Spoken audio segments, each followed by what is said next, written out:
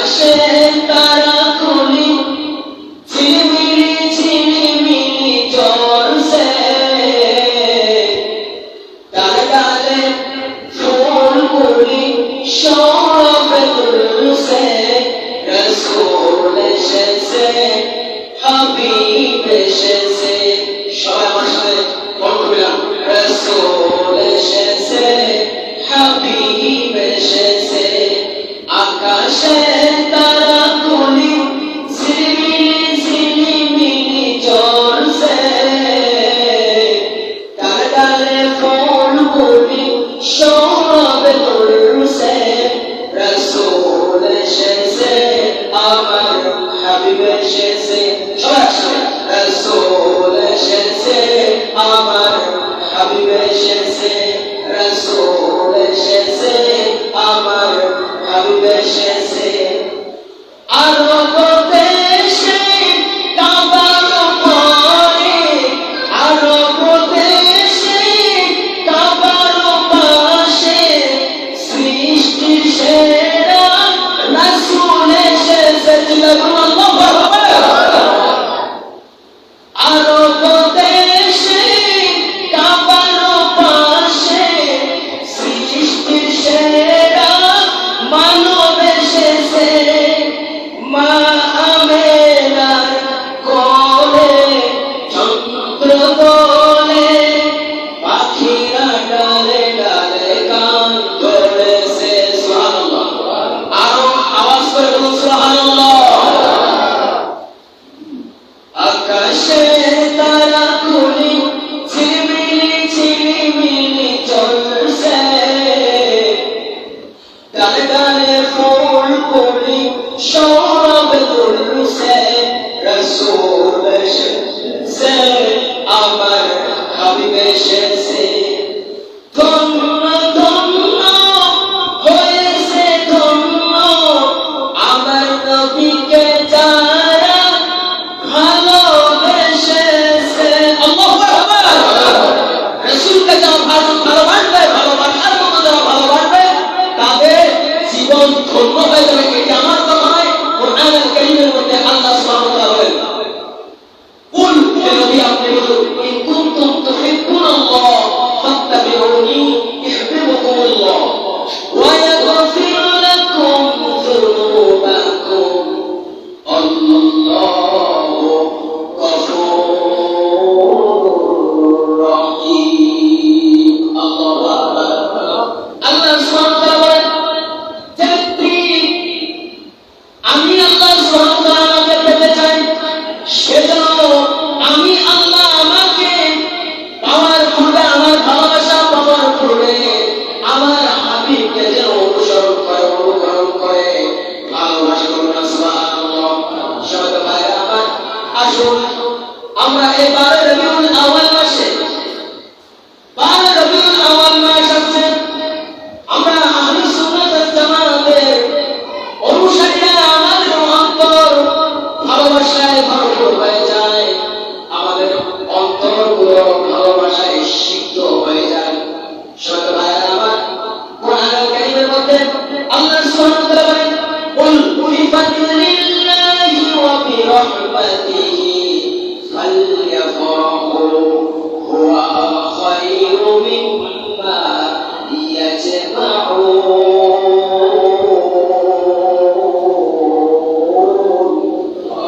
আল্লাহ তাআলা বললেন, হে নবী আপনি বলুন, আপনার আগমনে এবং কোরআনের আগমনে বলুন, কিসের আগমনে? কোরআন এবং আল্লাহ রাসূলের আগমনে মুসলমানেরা, ইমানদাররা যেন খুশি হয়।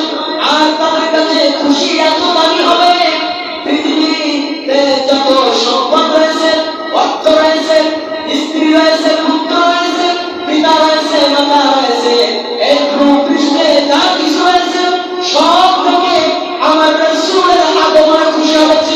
আল্লাহু আকবার। সবাই তো ভাইরা আমার, গভীর মনোযোগ দিয়ে শুনবেন। ঈদে মিলাদুন নবীর আলোচনা যদি আমরা করি, আসর রক্ত হয়ে যাবে, জুমার নামাজ পড়ানো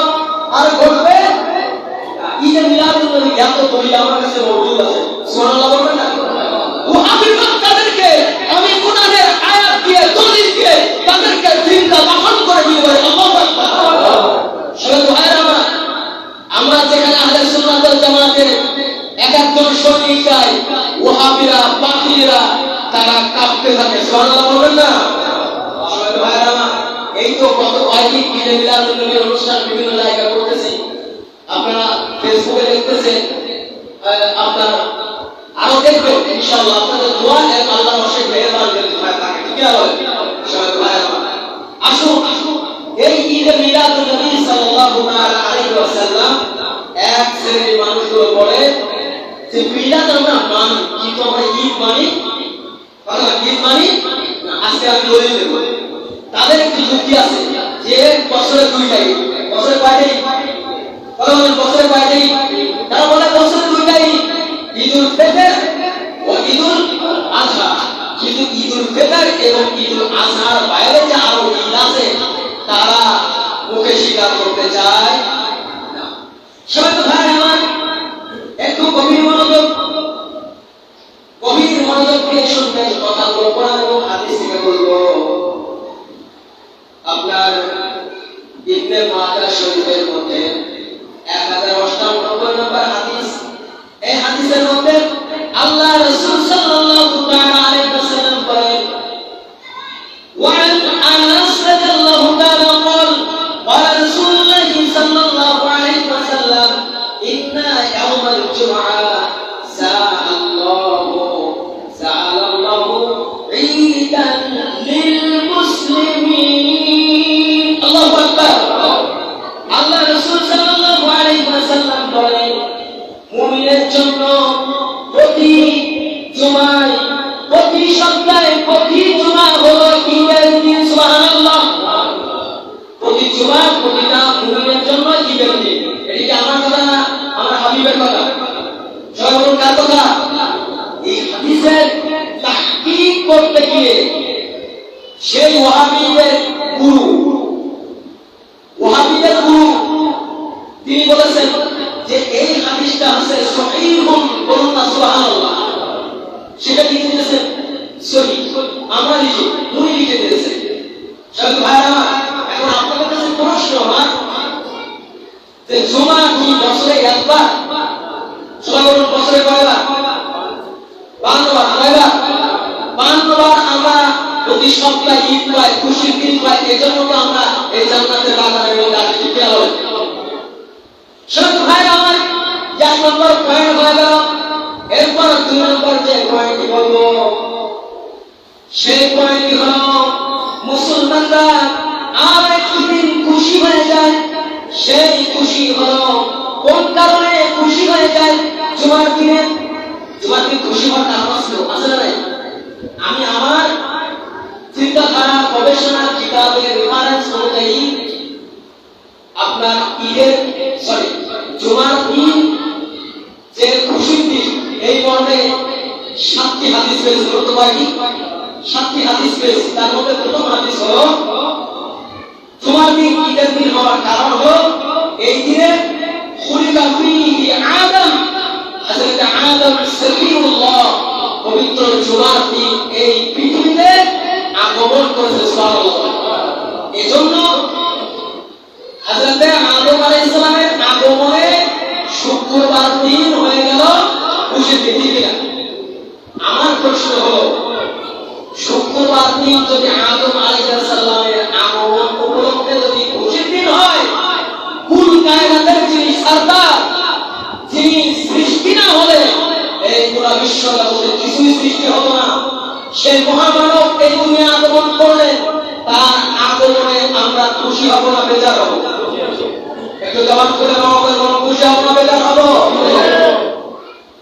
এই জন্য তো আমরা বলি আজি ঈদুল মিলাদুন নবী, মিলাদুন নবী, আজি ঈদুল মিলাদুন নবী, মাহফিল চলতেছে।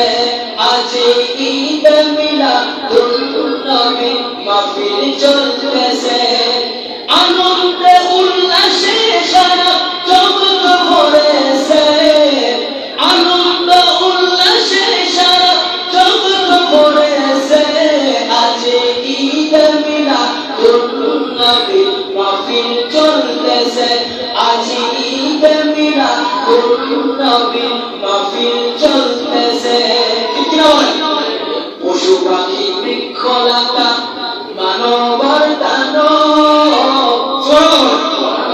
পশু পাখি বৃক্ষলতা মানবর দানব নারায়ে রিসালাত বলে করতেছে উৎসব। বলুন ইয়া রাসূলুল্লাহ, আর বলুন ইয়া রাসূলুল্লাহ। পশু পাখি বৃক্ষলতা মানবর দানব নারায়ে রিসালাত বলে করতেছে উৎসব। সেই উৎসবে করুণা তোলে নূরের বাতাসে, আজ ঈদ মিলাদুন নবী মাহফিল চলতেছে, আজ ঈদ মিলাদুন নবী মাহফিল চলতেছে। আনন্দ উল্লাসে সারা জগৎ ভরেছে, আনন্দ উল্লাসে সারা জগৎ ভরেছে, আজ ঈদ মিলাদুন নবী মাহফিল চলতেছে। বলুন মারহাবা। শুধু ভাইরা, আমরা হলো আশিকে রাসূল, আমরা যখন রাতে রাসূল পড়ি আমাদের অন্তর কাঁদে, ঠিক না বলেন? শুধু ভাইরা, সময় তো শেষ, সময় তো শেষ, আর সামনে দীর্ঘায়িত করব না। তবে এই ঈদে মিলাদুন নবী সাল্লাল্লাহু আলাইহি সাল্লামের উপলক্ষে একজন বেশি ব্যক্তি অখুশি হয়েছিল, তার নাম ইবলিস। আর একজন ব্যক্তি খুশি হয়েছিল, আপনারা জানেন, একটু নলেজ দিয়ে রাখি।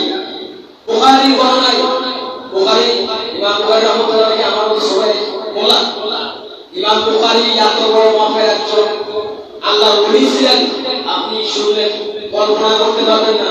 ইমাম বুখারী আল্লাহর হাবিবের রওজা মুবারকের সামনে গিয়ে দুই রাকাত নামাজ পড়তেন, মুরাকাবার হালাতে বসতেন। এরপর আল্লাহর হাবিব যতক্ষণ পর্যন্ত হুকুম না দিলেন ততক্ষণ পর্যন্ত ইমাম বুখারী তার হাদিস বুখারী শরীফের মধ্যে লিখতেন না। সুবহানাল্লাহ বলবেন না?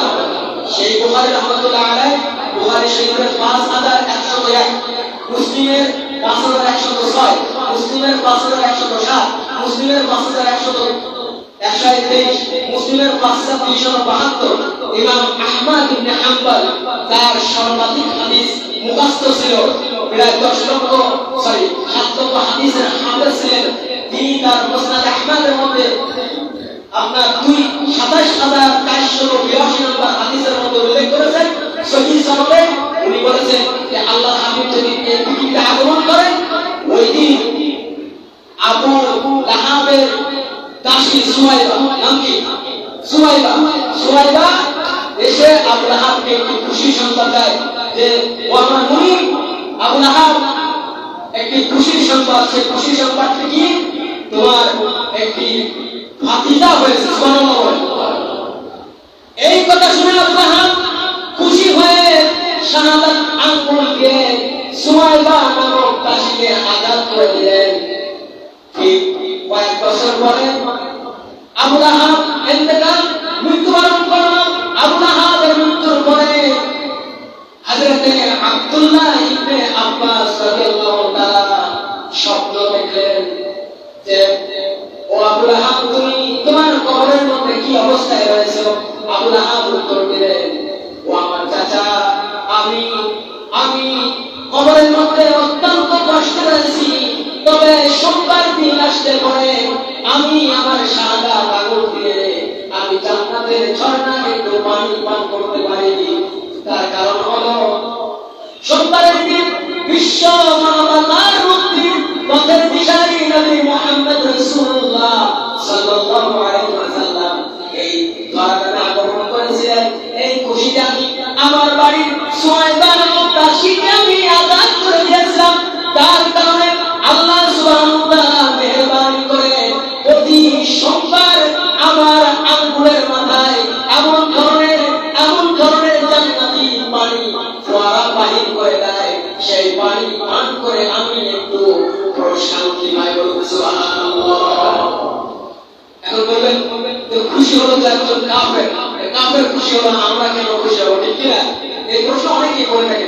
বাবা, কাফের আল্লাহর হাবিবের খুশিতে আগমনে খুশি হয়ে যদি আপনার জান্নাতের পানি যদি পান করতে পারে, আমরা মুসলমান, আমরা আল্লাহ রাসূলের উম্মত, আমরা আল্লাহ রাসূলের আশিক হয়ে আমরা কি আল্লাহ রাসূলের সাথে জান্নাতে থাকতে পারবো না? এই বিশ্বাস কি সবার মধ্যে আছে না নাই? সকলে বলুন আল্লাহু